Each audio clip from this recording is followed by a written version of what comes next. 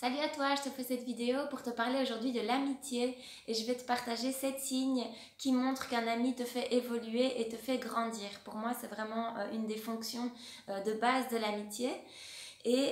Donc je te rappelle que tu fais partie des 5 personnes que tu côtoies le plus. Donc en termes d'amitié, c'est-à-dire les 5 amis que tu vois le plus souvent ont en général le même système de valeurs que toi, ont en général le même système de pensée, ont en général le même système émotionnel, plus ou moins la même manière d'éduquer les enfants, la même station financière.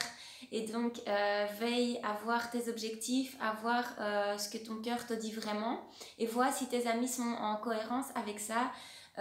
Après, tu peux vraiment trouver des moyens de jouer avec la vie par rapport à tout ça. Et donc, si tu as un objectif, par exemple, de développer ta société, d'être dans l'entrepreneuriat et que tu traînes le plus souvent avec des salariés ou des gens qui n'ont pas d'ambition dans cette sphère-là, sache que c'est pas eux qui vont t'aider à réaliser cet objectif-là. Par contre, si tu as des enfants et que tu as une certaine façon de les élever et que chez tes amis tu retrouves cette façon de les élever, alors c'est vraiment génial et je pense qu'il y a moyen vraiment de jouer avec tout ça et de voir là où chacun de nos amis peut nous apporter des clés, des séquences pour grandir, évoluer et nous-mêmes leur apporter des clés et des séquences. Donc je te rappelle que pour moi le premier ami que tu dois avoir c'est toi-même et n'attends pas quelque chose de quelqu'un si toi tu peux pas l'incarner.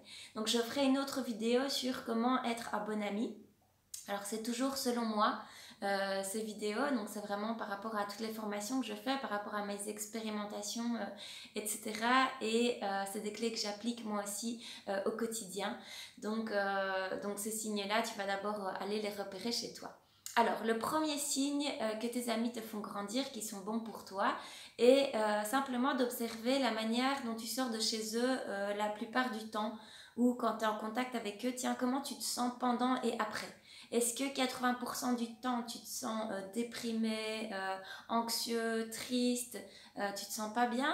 Ou est-ce qu'au contraire, à chaque fois que tu les vois, tu te sens inspiré, joyeux, calme, tu retrouves plus de sérénité, tu retrouves plus d'équilibre dans ta propre vie, tu as des clés qui sont venues naturellement parce qu'ils t'ont posé les bonnes questions, parce que tu t'es senti soutenu et voilà. Donc déjà, première observation, est-ce que tu as plus tendance à sortir déprimé ou est-ce que tu as plus tendance à sortir de chez eux inspiré, détendu et joyeux? Donc ça va déjà te donner une belle indication par rapport à si tu dois garder cette personne ou pas dans ta vie. Et après, je dis pas qu'il faut virer tout le monde, mais plus se dire ok, je veux peut-être moins voir ces personnes parce que quand je les vois à chaque fois, moi ça me tire vers le bas et donc pour le moment c'est pas juste pour moi, peut-être que dans 6 mois ça le sera, mais en tout cas pour le moment je sens que j'ai besoin de prendre des distances par rapport à ces amitiés là. Donc ça c'est la première chose. La deuxième chose, est-ce que tu te sens écouté, compris dans ton propre système de valeurs ou est-ce que tu te sens jugé et incompris? Alors ici c'est intéressant de voir qu'en général on a les amis qui partagent les mêmes valeurs que nous, qui partagent les mêmes manières de fonctionner, etc.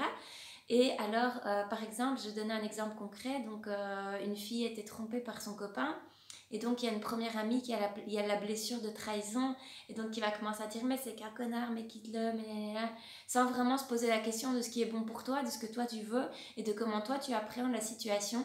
Et donc elle s'approprie un peu ton problème et elle le transforme par rapport à ses propres blessures, par rapport à ses propres valeurs et croyances. Et donc bah ok, elle fait ça, ok, mais est-ce que toi ça te fait du bien ou est-ce que toi ça a tendance à t'enfoncer? Et une deuxième amie qui va dire ok, qu'est-ce qui serait bon pour toi, qu'est-ce que toi tu désires vraiment par rapport à cette trahison, comment tu te sens, et puis finalement quelle est ta part de responsabilité par rapport à ça, parce qu'on sait bien que rien n'est jamais tout blanc ou tout noir et que chacun a cette part de responsabilité. Et donc même si ton mec ou ta copine t'a trompé, sache que tu es en partie responsable. Et donc un vrai ami va aller voir et creuser cette part de responsabilité parce qu'au final c'est ça qui va te faire grandir et puis c'est ça qui va te faire plus accepter la situation. Parce que si tu te sens comme une grosse victime d'un connard qui s'est mal comporté, bah, tu vas mal le vivre, ça, beaucoup de colère, beaucoup de frustration. Tandis que si tu reprends ton pouvoir, je pense que là, c'est toujours la clé, c'est de se ramener à nous, c'est de reprendre notre pouvoir par rapport à ça et de voir comment on est arrivé à ça et se dire, bah oui, là, ok, j'étais peut-être pas présente, oui, il y a eu plusieurs signes, oui, ça fait 2 ans que ça court ce truc et finalement, j'ai préféré fermer les yeux et donc, ok, j'accepte la rupture et peut-être une reconstruction du couple par ce symptôme qui peut être parfois extraordinaire hein, dans les couples où on voit vraiment un switch après une tromperie. Donc ça peut vraiment être un beau cadeau et je pense qu'un ami va aller te poser cette question par rapport à toi et voir pour toi ce qui est bon en faisant abstraction de son propre système de valeurs et de ses propres blessures. Donc ça c'est un deuxième signe qu'un ami est bon pour toi, c'est qu'il va vraiment se centrer sur toi quand tu vis des difficultés. La troisième chose à te poser, c'est est-ce que cette amitié est basée sur la peur du manque, la peur de la solitude, ou est-ce que c'est basé sur un véritable désir de voir cette personne, d'évoluer, de la rencontrer. Pour ça, tu peux simplement te poser cette question, est-ce que c'est vraiment elle que je veux voir, ou elle, ou n'importe qui, ça ne changerait rien, tout ce que je veux, c'est pas être seule.